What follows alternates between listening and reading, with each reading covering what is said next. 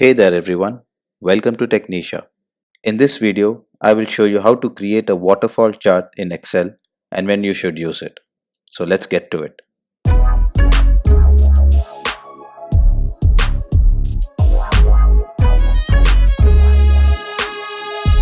A waterfall chart is a form of data visualization that helps in understanding the cumulative effect of sequentially introduced positive or negative values. Here is an example of a profit or a loss statement for a company for a whole year. As is apparent in this table, there are some months with profit and some months which have loss. We can use a waterfall chart to represent such type of data. The waterfall chart has been added as an inbuilt option since Excel 2016. So let's first select this data and then go to Insert, click the waterfall chart and select this option. I'm going to delete the chart title.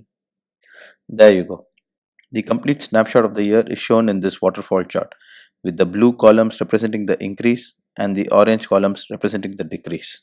A waterfall chart can be used for analytical purposes, especially for understanding or explaining the gradual transition in the quantitative value of an entity which is subjected to an increment or a decrement. Waterfall charts are also commonly used in financial analysis to display how a net value is arrived at through gains and losses over time. I hope that this video was of use to you. If you liked it, please subscribe to my channel. Till next time, ciao.